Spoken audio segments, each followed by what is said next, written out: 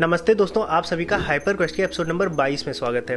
दोस्तों आज का एपिसोड बहुत स्पेशल एपिसोड होने वाला है क्योंकि आप में से सैकड़ों लोगों ने मुझे कमेंट्स में, पर्सनल मैसेजेस में, ईमेल्स में कई बार पूछा है कि सनातन धर्म को कहाँ से पढ़ना शुरू किया जाए, कौन सी किताबें हैं, कौन से ऑथेंटिक रिसोर्सेज हैं और कैसे पढ़ा जाए। उसके बाद आपने पूछा है कि ऑफलाइन अगर किताबें खरीदनी हो दुकान में जाके तो कौन सी खरीदी जाए, कहाँ से खरीदी जाए, अगर ऑनलाइन पढ़ना हो तो कौन सी ऑथेंटिक वेबसाइट्स हैं। तो दोस्तों ये जो जितने भी रिसोर्सेज होने वाले हैं मैं आपसे आज शेयर करूंगा और साथ में उस स्ट्रक्चर पे भी बात करेंगे जिसमें सनातन धर्म के ग्रंथों को सुव्यवस्थित किया गया है। तो दोस्तों अगर आप चैनल पर नए हैं तो चैनल को तुरंत सब्सक्राइब कर लें क्योंकि हम लोग हर हफ्ते ऐसी भारतीय संस्कृति, विज्ञान और धर्म से जुड़ी हुई वीडियोस लेकर आते हैं। बेल आइकन को भी दबा लीजिए जिससे सबसे पहले और समय पर वीडियोस मिल जाए। दोस्तों बिना किसी विलंब के वीडियो को शुरू करते हैं।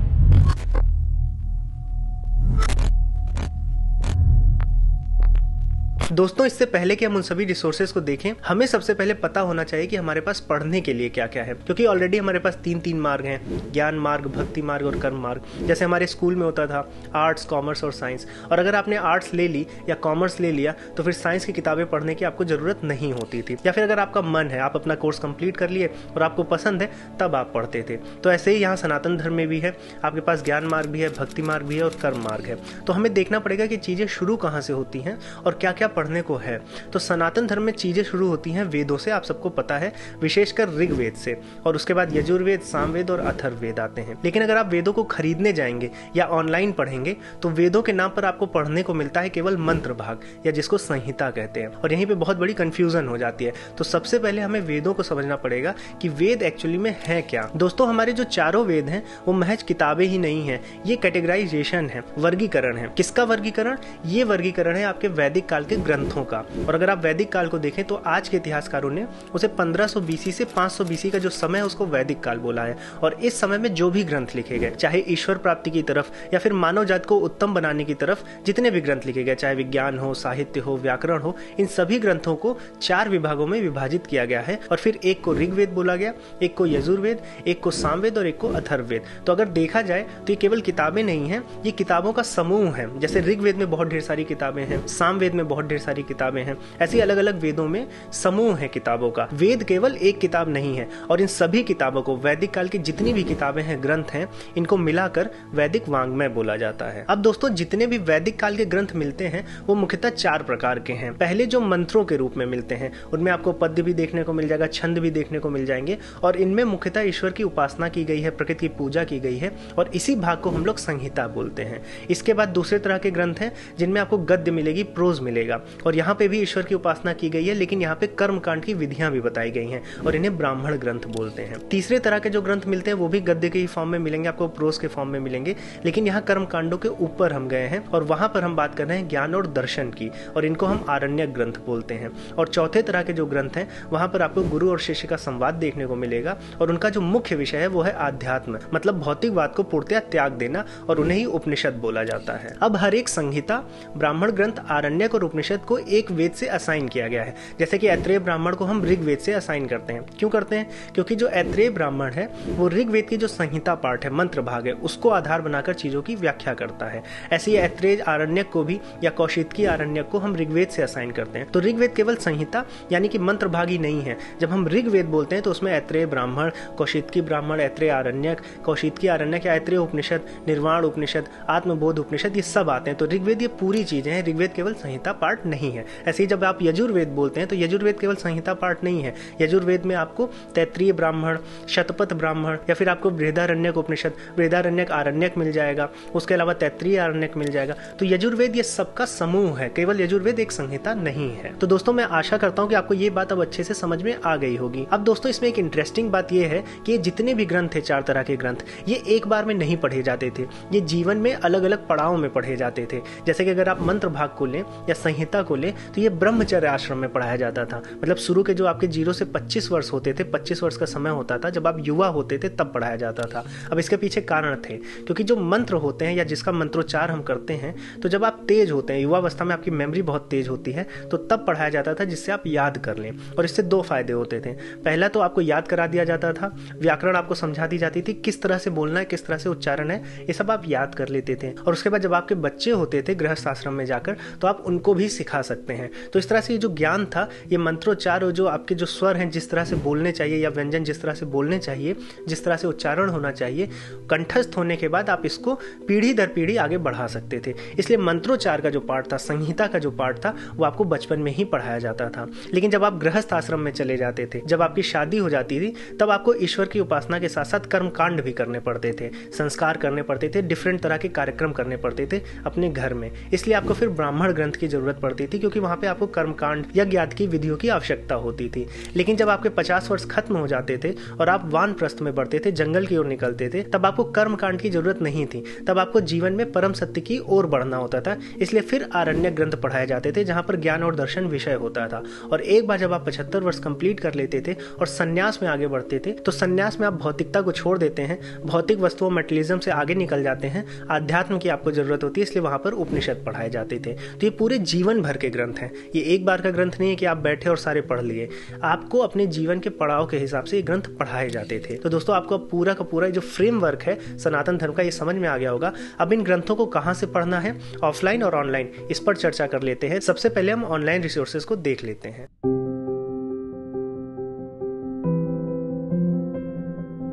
दोस्तों, अगर आपको नहीं पता है तो मैं आपको बता दूं कि भारत सरकार की मिनिस्ट्री ऑफ कल्चर का एक वैदिक पोर्टल है, जिसको आप vedicheritage.gov.in पर जाकर एक्सेस कर सकते हैं। और इस पोर्टल पर लगभग सभी प्रमुख जो वैदिक ग्रंथ हैं, चाहे वो आरण्यक हो, ब्राह्मण ग्रंथ हो, उपनिषद हो, संहिता हो, सब उपलब्ध है। और खास बात यहाँ पर यह है कि लगभग सभी के आपको मंत्रोच्चार भी वीडियो के फॉर्मेट में उपलब्ध है। वहां पर प्रबुद्ध संस्कृत के जो आचार्य जन है, उन्होंने उच्चारण पर वीडियो बनाई हुई है, तो आप उसको देखकर लाभ उठा सकते हैं। और अगर आप किसी ग्रंथ को सेलेक्ट करते हैं तो राइट साइड में बॉटम में आपको उसकी ई बुक भी मिल जाती है। और अगर आप ई बुक को खोलेंगे तो एक फ्लिप बुक आपके सामने खुल जाएगी और आप उसको पढ़ सकते हैं। तो कुल मिलाकर सबसे पहले आपको इसी वेबसाइट, इसी पोर्टल पे जाना चाहिए। ऑथेंटिक है, भारत सरकार का है, तो आप यहाँ पर जाकर पढ़ सकते हैं। लेकिन इस पोर्टल पर जो एक समस्या मुझे अक्सर आती रहती है, वो ये है कि मेरे संस्कृत के ज्ञान का कम होना, क्योंकि सारे के सारे ग्रंथ यहाँ पर हिंदी और इंग्लिश में अवेलेबल नहीं है। 70% 75% अवेलेबल है, लेकिन फिर भी 25 से 30% जो ग्रंथ हैं वो संस्कृत में ही है, और संस्कृत फिर ना आने की वजह से वो एक्सेसिबल नहीं होते हैं। तो अगर आपको संस्कृत नहीं आती है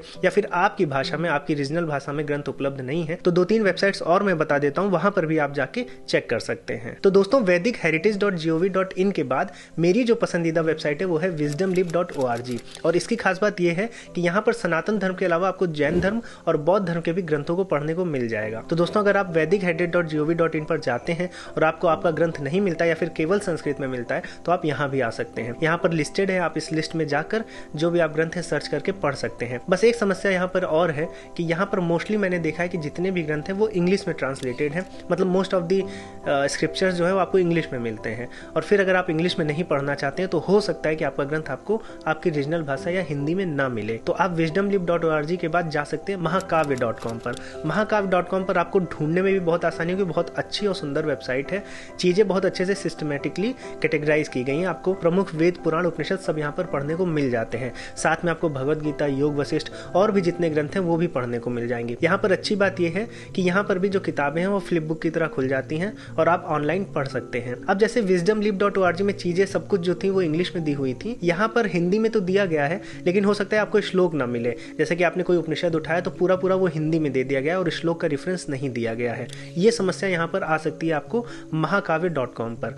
तो अगर आपके अंदर इच्छा है, आप चाहते हैं पढ़ना, तो आप कहीं से श्लोक दे सकते हैं और यहाँ से उसका ट्रांसलेशन देख सकते हैं। ये तो आपकी इच्छा पर निर्भर करता है। लेकिन मैंने जो तीनों बताई हैं, vedicheritage.gov.in, wisdomlib.org और महाकाव्य.com, इस 3 में आपका काम हो जाना चाहिए। आपको जो भी ग्रंथ हैं इसमें मिल जाएंगे और ऑनलाइन आप पढ़ सकते हैं। लेकिन इसके बाद भी आप ग्रंथ नहीं ढूंढ पा रहे हैं या नहीं मिल रही, आपकी रीजनल भाषा में नहीं मिल रही, तो मैं आपको 3-4 वेबसाइट और बता देता हूँ। दोस्तों, ये सभी वेबसाइट्स की जो लिंक है मैं डिस्क्रिप्शन बॉक्स में डाल दूंगा, वहां से आप इजिली एक्सेस कर लीजिएगा। अब जो है मैं आपको एक वेबसाइट बताता हूँ, archive.org। ये बहुत बड़ी नॉन प्रॉफिट लाइब्रेरी है। लाखों करोड़ों किताबें हैं यहाँ पर, और आपको संस्कृत पे हजारों किताबें स्कैन फॉर्मेट में मिल जाएंगी। तो हो सकता है आपको ऑथेंटिक जो रियल किताबें उनकी स्कैन कॉपी यहाँ मिल जाए। और क्या होता है कि archive.org जो है इसको ही दूसरी वेबसाइट रिडायरेक्ट करती हैं। तो ये गो टू वेबसाइट होनी चाहिए आपकी, ये मेन वेबसाइट है। तो यहाँ पर आपको चीजें मिल जाएंगी। बस ये कि यहाँ पर स्कैन कॉपी मिलती है, डिजिटल वर्जन नहीं मिलता है कि आपको कहीं कॉपी पेस्ट करना है या अपने नोट्स बनाने हैं, वो नहीं हो पाएगा। आपको PDF मिल जाएगी या स्कैन वर्जन मिल जाएगा। और मैं आपको बता दूं, एक वेबसाइट है sanskritdocuments.org। तो sanskritdocuments.org पे भी जा सकते हैं। वहां पर उनकी जो लिस्ट है उसको एक्सप्लोर कर सकते हैं। वहां पर समस्या यही है कि जो उनके ओरिजिनल जो उन्होंने वर्जन दिए हुए हैं वो सब संस्कृत में ही है, जो अनुवाद उन्होंने दिया है वो archive.org जो मैंने बताई थी उसी को रिडायरेक्ट कर देते हैं। तो कुल मिला के archive.org ही आप जाइए और वहां सर्च कर लीजिए। बस ये कि वहां सर्च करने में थोड़ी सी जो है दिक्कत आती है। अगर आप सर्च नहीं कर पा रहे हैं तो आप sanskritdocuments.org पे आ जाइए, यहाँ इजिली सर्च कर लीजिए और फिर archive.org पे चले जाइए। और आपको अगर सर्च इजी करना है तो hinduonline.co करके एक वेबसाइट है, बहुत अच्छे से सुव्यवस्थित वेबसाइट है। आपको सारी चीजें ऑर्गेनाइज मिलेंगी, चाहे वो वेद हो, पुराण हो, उपनिषद हो, वेदांग हो, तो सभी आपको यहाँ कैटेगराइज मिल जाते हैं। उसके बाद जब उसके अंदर आप जाते हैं तो आपको पीडीएफ की लिंक्स मिल जाती हैं और फिर वो रिडायरेक्ट कर देते हैं। तो hinduonline.co को भी आप एक्सप्लोर कर सकते हैं। और ऐसी एक वेबसाइट है epustakalaya.com, वहां पर भी आप चीजें सर्च कर सकते हैं। दोस्तों ये जो वेबसाइट मैंने बताई है मोस्टली इसमें आपको ब्राह्मण और आरण्यक ग्रंथ नहीं मिलेंगे। archive.org में मिल सकता है क्योंकि वो तो बहुत बड़ी लाइब्रेरी है, और आपको vediceheritage.gov.in पर मिल जाएंगे। लेकिन जैसे wisdomlib.org है या फिर आप बोलिए कि महाकाव्य.com है, तो यहाँ पर आपको ब्राह्मण और आरण्यक ग्रंथ नहीं देखने को मिलते हैं। तो ब्राह्मण और आरण्यक ग्रंथ पढ़ने तो आपको vediceheritage.gov.in या फिर archive.org में जाना चाहिए। और वेद के जो उपनिषद पार्ट है और संहिता पार्ट है, तो उपनिषद पार्ट के लिए तो आपको चीजें बहुत आसानी से मिल जाएंगी, लगभग हर वेबसाइट मिल जाएगी। लेकिन अगर आपको संहिता पार्ट बहुत अच्छे से पढ़ना है तो एक वेबसाइट में अंत में बताने वाला हूँ जहां पर आपके लिए बहुत आसानी होने वाली है। लेकिन उसके पहले हम लोग देख लेते हैं कि हम लोग अगर ऑफलाइन खरीदना चाहें, दुकान से किताबें खरीदना चाहें, तो कहां से खरीद सकते हैं और कौन सी खरीद सकते हैं।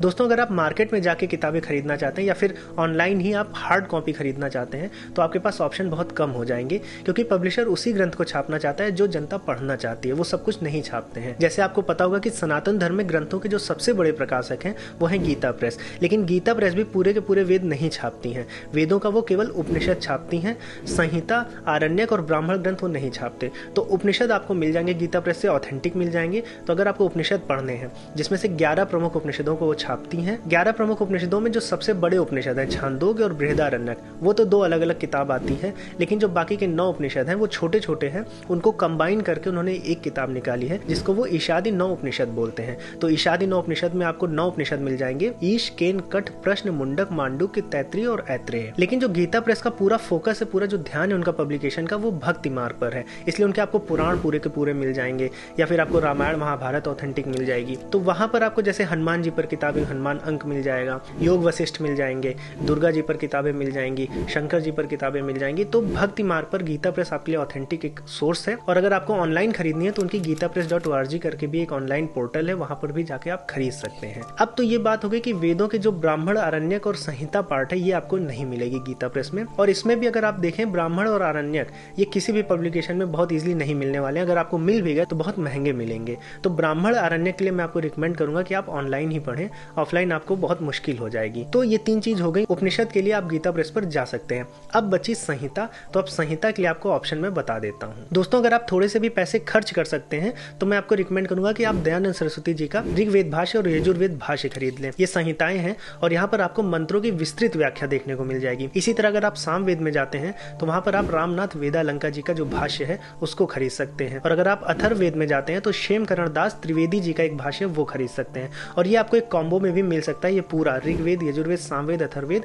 ये 5 से 6 हजार रुपए के करीब में आपको ये पूरा कॉम्बो मिल जाता है। और इसमें मंत्रों की विस्तृत व्याख्या हुई है, बहुत मोटी मोटी किताबें हैं। लेकिन अगर आपके पास इतने पैसे नहीं हैं और आप कम पैसे खर्च करना चाहते हैं तो एक रुपेश ठाकुर पब्लिकेशन है, वो वेद उपलब्ध कराते हैं, वेद की जो संहिताएं हैं, और ये आपको चारों ऋग्वेद, यजुर्वेद, सामवेद और अथर्ववेद का एक कॉम्बो पूरा देते हैं।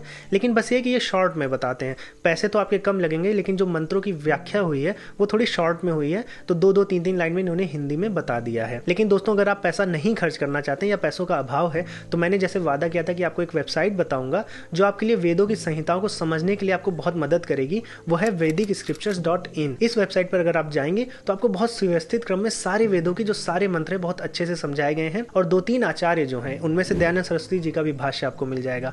2-3 आचार्यों का भाष्य मिल जाता है हर एक मंत्र पर, और साथ में आपको हिंदी, इंग्लिश, मराठी और भी लैंग्वेजेस में ट्रांसलेशन भी मिल जाते हैं। तो दोस्तों ये बहुत अच्छी वेबसाइट है www.indiscriptures.in ये इतनी सुव्यवस्थित है कि अगर आपको किसी मंडल के, किसी सूक्त के, किसी मंत्र पे भी जाना हो तो आपको बहुत ईजिली वहां जा सकते हैं। तो लाइन से पढ़ना हो लाइन से पढ़िए, या किसी स्पेसिफिक मंत्र की जानकारी लेनी है तो वहां भी बहुत आसानी से पहुंच सकते हैं।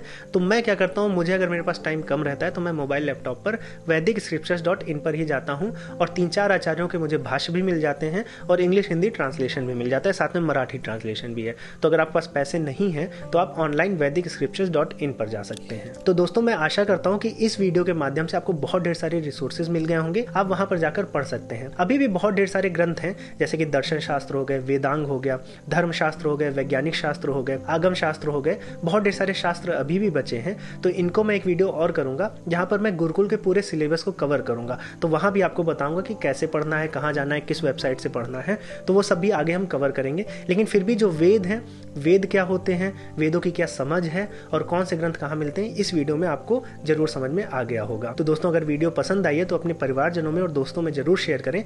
चैनल को सब्सक्राइब नहीं किया तो चैनल को भी जरूर सब्सक्राइब कर लें। दोस्तों अब मैं मिलूंगा नई वीडियो में नए विषय के साथ, तब तक के लिए जय श्री राम।